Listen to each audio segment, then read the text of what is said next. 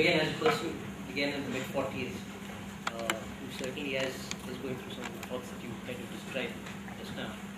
I have a couple of observations and a couple of questions. I think one of the questions I'm going to direct to Professor Chandra as well. I'm actually an EPGP person who passed out EPGP a couple of years ago. For me, it was a change. It's something I wanted to do for a long time. And again, the midlife crisis. Could you bring the mic closer to you? Yeah. Is this better? Yeah. Okay. All right. Okay, so I think this thing of midlife crisis around 40s, I'm actually one of them. To me, I went back to school. I'd never done an MBA. It was something which was strong on my radar. I came to IIMB with a EPGP program, part of the second batch. Great learning, really enjoyed it. But again, answering that crucial question, are you doing what you really want to do, is an open question. And I think there are a couple of things that are happening here. One is that increasingly, all of us are living longer. So I think where people would have retired at 60 because life expectancy in the 40s, 1940s would have been about 65, 67. People are now living till about 70, 80. People's productive working lives are getting shorter, where people who have worked and become senior managers, CEOs of companies when they are in the 50s and 60s. People are becoming CEOs in the 30s and 40s. The question comes, what next? So there is, I think, a big gap, an increasing gap, of where people find themselves being productive and useful, and not really finding enough things to do. Right? And certainly I think you're finding your path. We're talking about it is very good. My question, again, and I'm putting it to both of you, is that IIMB as an ecosystem, as being the hub of the ecosystem, especially over the past 2 years, etc., how can an institute like IIMB contribute to engaging these people? There's a wealth of experience out there that can be used, that can be channelized. At the end of the day, Management Institute is for managing things better. Are there any ways, are there any thoughts? I'm just curious to hear about it, if at all there is.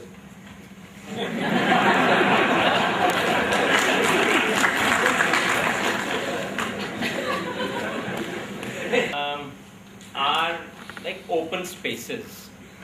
And one needs to, this also requires a level of engagement. I mean, things are there. And like open spaces, there are people doing their own things. But the space is there. So it's a good question. I've not thought how to kind of rejig this for the purpose that you mentioned. But the opportunities are there because I think this is maybe at one node from which many other connections can be made. And so the more one connects, the more one talks, the more one raises questions, the more one poses one's own dilemmas to such people who create these networks and linkages, I think might help in opening pathways. Now, I can pass it on with Rakesh. What about NSR cell mentoring? Yeah. That's probably one area that Yeah, I think it's a good thanks, Samir. I mean, NSR cell is a very good way of engaging with the startups, engaging with social ventures and social enterprises. And the advantage is that once you come in, you become part of an ecosystem, which many times you just kind of that ecosystem runs away from you as soon as you go away and you feel left out. And I think that is a feeling which can be. Can I add and respond to that? First of all, I think you've made a really excellent point about people's lives getting longer. And therefore you've got not just 35-year-olds feeling this problem, you've got 65, 70-year-olds who also face the same dilemmas. And part of the answer is we've got to not look for employment in just the narrow traditional sense. There's enough problems in society that need leadership of various sorts. So we've got to think expansively about ways to contribute. I must say that the best model in the world I've seen is HBS for providing a set of resources and support. So there's a career counseling cell, which is not just for the graduating students, it's lifelong. Okay, so I took advantage of it. There's a chap called Tim Butler who's written quite a few books. And he's really outstanding. So there's resources for lifelong counseling and so forth. Harvard has now started a program called the Harvard Leadership Programs and so on. And this is meant for people like many of us who reach 45, 50 and don't know what you do. So what you get 1 year to take courses in any department you want. The only obligation you have at the end of the year is to come back and present what is it that you're going to do after you go back. And then you're accountable for actually doing it. There's follow-up and support, etc. In my book project itself, they helped me so much in terms of HBS Publishing, being the publisher, the clubs hosting me all over the world over the next 3 months. I'm just giving you an example. The network that you have is untapped, I think, and we need some imagination and creativity collectively. You can't just leave it to the institute and the administration to do this. I think the leadership comes from alumni, but I think you've got an incredible, powerful network, and we need to work on some things. I don't know how much more time. Yes.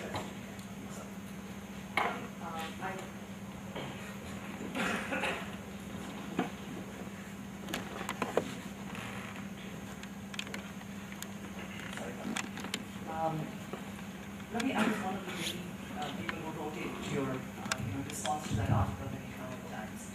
And I think what was hugely compelling about that article was it was very vulnerable and it was also very honest, almost really so in terms of the itself. One of the issues that you touched on, which I think is very important for most of us, is the issue of identity. Yeah. And the fact that you talked about moving on and discovering different layers of your identity. And finally, owning up to the identity of a thinker. That's a very tough transition to make when you no longer say, I am so-and-so from somewhere, or I am so-and-so an author, but you find yourself as an intangible quality.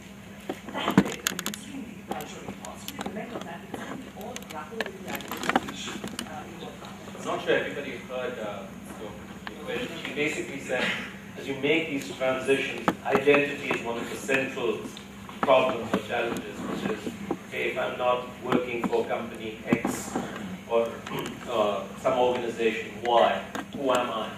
How do you introduce yourself when the chap next to you on the plane asks you or whatever? And that's a really tough question, and I wrote about it and said I had huge problems with it. And so I, did the next best thing. I pulled out my Infosys card. But that didn't feel right either, because I was under no illusions about how much impact I had at Infosys or any board. Okay? So that was a period of time. And then, all kinds of really bad thoughts come up in the middle of the day when it says, hey, why don't you just quit this experiment and go back to a real job? Okay? And that's the darkest point where you have to keep going. And if you cross that stormy patch, on the other side is a very nice space where you're finally, for the first time in 30 years, comfortable in your own skin, and you don't have to be, wearing a mask to identify yourself. And so I think the answer is different for each person. It's very individual. But if you keep going, it's like meditation, right? There are layers and layers and layers, and one day you get a breakthrough on the other side. So that's what happens. Most of us give up because the feeling is very uncomfortable.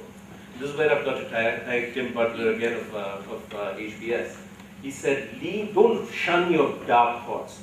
Lean into them, because they are the clue to the real discoveries about yourself. Okay, most of us, when we get bad at these insecurities and all dark thoughts, we want to put a lid on them, bury ourselves in activity, okay, so that it goes away. And he says, no, these are the greatest gems, and you need to explore. They're your best friends. Go sit with them. And when I finally got the message and sat with them, they lost their grip over me. I think we're running out of time. This was one last question, and then we. Is it a more fundamental level change that's required? Because even today, when Professor Chandra was talking about the success of IIMB, the placements was what was thought as the success factor, right? And it's a fair thing, right?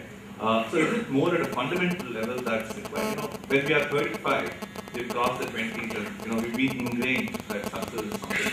And I've read about how it's in Harvard, and they're very proud of the number of companies that Harvard guys start and Stanford guys start. Is it at that level that needs to be, instead of very different level? I have lots of reservations about where the world is going, about capitalism, blah, blah, blah. But guess what? Not going to change anything. Okay? So I think the level at which change has to start is right here. Because that's really the only thing you can control or influence. I agree with you. The success metrics of a prestigious institution like IIM Bangalore needs to be much broader and thoughtful, not just in the conventional terms. But whether what happens or not is irrelevant. What matters is that we individually have to come up with our definition of success, and I think that's much more a part of success. Anyway, thanks a lot. I'm available, online to take questions or get into a dialogue. But I'm glad you're all thinking consciously about this. Much of the world is just unconsciously living their lives. At least we're consciously aware. So I think that's really good. I'm going to be available for a little time afterwards, signing a handful of copies of the book in case some of you are interested. But otherwise, good luck. Thanks.